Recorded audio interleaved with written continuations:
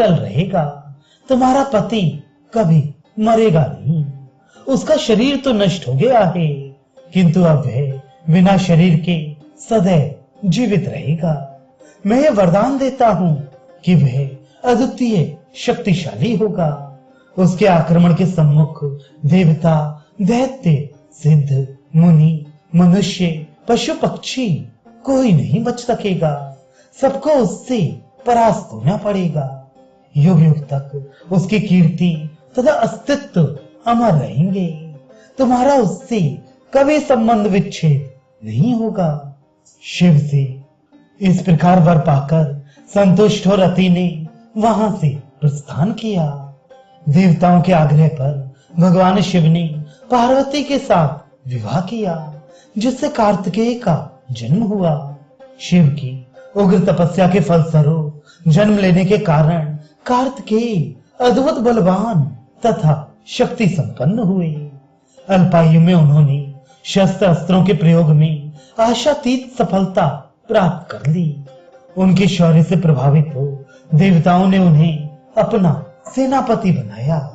पिता की आज्ञा पाकर वे देव सेना को साथ ले तारकासुर से युद्ध करने के लिए तारकापुर पहुंचे।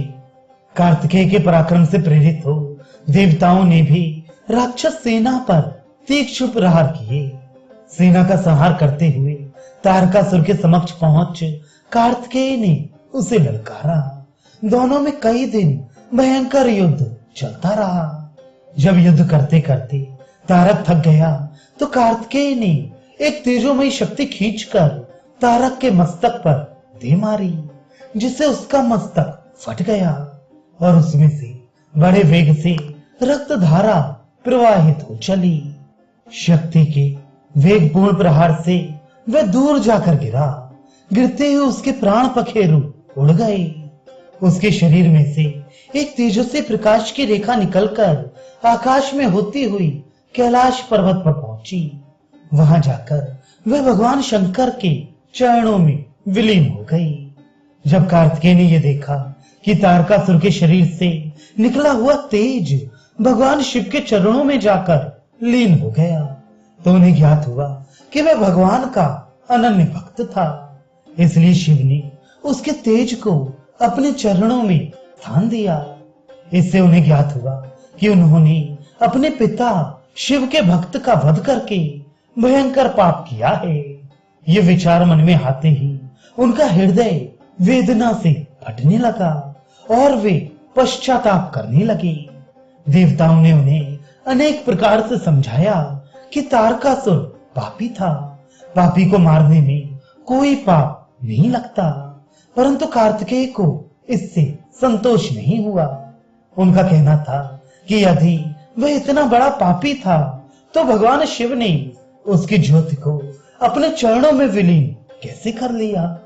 जब उन्हें किसी प्रकार से संतोष नहीं हुआ तो वे अपने मन की शांति के लिए प्रभु विश्वकर्मा की स्तुति करने लगे। प्रभु ने प्रकट होकर उन्हें आदेश दिया, बस पापी का वध करने से कोई पाप नहीं लगता।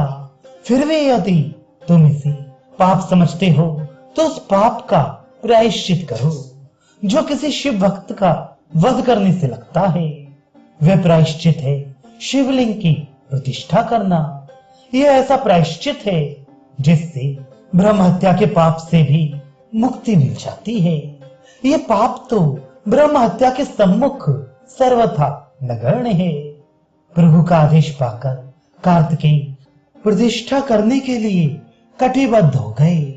उन्होंने अपने मन में विचार किया कि मेरे पाप का प्रारंभ उसी क्षण से हो गया जब मैंने तारक को मारने का संकल्प किया। जिस समय मन किसी पाप को करने का विचार करता है उसी समय से मानसिक पाप प्रारंभ हो जाता है। जब मैंने शक्ति मारकर उस पर प्रहार किया तो वह कामिक पाप हुआ। इसके पश्चात जब उसका शरीर निर्जीव होकर पृथ्वी पर पड़ा तो वह नैमित्तिक पाप हुआ। इस प्रकार मैं 3 पापों का भागी हुआ। इन तीनों पापों का प्रायश्चित करने के लिए मुझे 3 शिवलिंगों की स्थापना करनी चाहिए। मन में ऐसा विचार करके उन्होंने प्रभु से प्रार्थना की हे विश्वकर्मन, मैं अपनी इस जघन्य पाप का प्रायश्चित करने के लिए पृथ्वी पर 3 शिवलिंगों की स्थापना करना चाहता हूँ। अतः आप कृपा करके मुझे 3 अनुपम शिवलिंग निर्माण करके प्रदान करें। प्रभु ने कार्तिकेय की प्रार्थना स्वीकार कर उन्हें 3 शिवलिंग प्रदान किए। कार्तिकेय ने शिवलिंग स्थापित करने के लिए 3 स्थानों का चयन किया। पहला तो वह जहां उन्होंने तारकासुर को मारने की प्रतिज्ञा की थी। दूसरा वह जहां उन्होंने तारक को शक्ति मारी थी। और तीसरा वह स्थान जहां गिरकर उसने अपने प्राण त्यागे थे। इन तीनों स्थानों पर स्वयं विश्वकर्मा ने सुंदर देवालयों का निर्माण किया, जिनमें कार्तिकेय ने प्रभु द्वारा दिए गए लिंगों की स्थापना की। जिस स्थान पर उन्होंने उसे मारने की प्रतिज्ञा की थी, उस स्थान पर प्रतिष्ठित लिंग का नाम उन्होंने प्रतिज्ञेश्वर महादेव रखा। जिस स्थान पर उन्होंने तारक के मस्तक पर शक्ति मारी थी, वहां स्थापित लिंग का नाम उन्होंने कपालेश्वर रखा। जहां उसका शरीर निर्जीव होकर गिरा था, उस स्थान पर स्थापित किए गए शिवलिंग का नाम कुमारेश्वर रखा गया। इस प्रकार शिव भक्त के वध के पाप से मुक्ति प्राप्त करने के लिए कार्तिकेय ने 3 शिवलिंगों की प्रतिष्ठा की। वे तीनों ही देवालय प्रसिद्ध तीर्थ स्थान बन गए। ज्यों-ज्यों समय बीतता गया, यह देवालय जीर्ण होता गए। इन तीनों देवालयों में कुमारेश्वर सबसे अधिक जीर्ण हो गया। यह प्रदेश वैश्य श्रृंग की कन्या कुमारी के भाग में आया था। वह धर्मपरायण ईश्वर भक्त थी। अतएव उसने इस देवालय के जीर्णोद्धार का निश्चय किया। इसके द्वारा इस देवालय का जीर्णोद्धार होने के कारण इसका नाम कुमारेश्वर पड़ गया। उधर देवताओं की विजय को स्थायी रूप देने के लिए विजय स्तंभ की स्थापना की गई।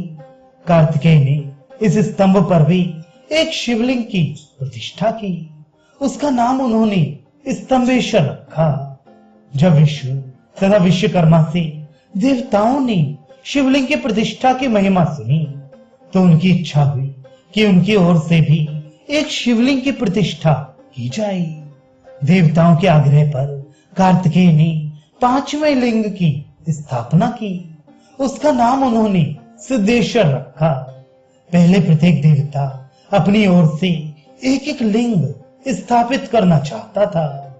इस पर विश्वकर्मा ने उन्हें समझाया, यदि प्रत्येक देवता एक लिंग स्थापित करेगा तो बहुत से देवालय हो जाएंगे। इतने अधिक लिंगों की पूजा कौन करेगा? यदि प्रतिष्ठित लिंगों की नियमित रूप से पूजा ना हो तो उन्हें स्थापित करने वाला पाप का भागी होता है। इस प्रकार विश्वकर्मा जी के परामर्श से देवताओं के सहमत होने पर उन सबकी ओर से कार्तिकेय ने एक ही शिवलिंग की स्थापना की। कार्तिकेय की तारकासुर पर हुई विजय को स्थायी रखने के लिए इस स्थान का नाम स्तंभ तीर्थ रखा गया, जो पापों का नाश करने वाला हुआ। ये स्तंभ तीर्थ जो आगे चलकर खंभात कहलाया, सब प्रकार की मनोकामना पूर्ण करने वाला है। इस महत्वपूर्ण तीर्थ स्थल में सभी देवता निवास करते हैं तथा सभी तीर्थ इस तीर्थ में आते हैं।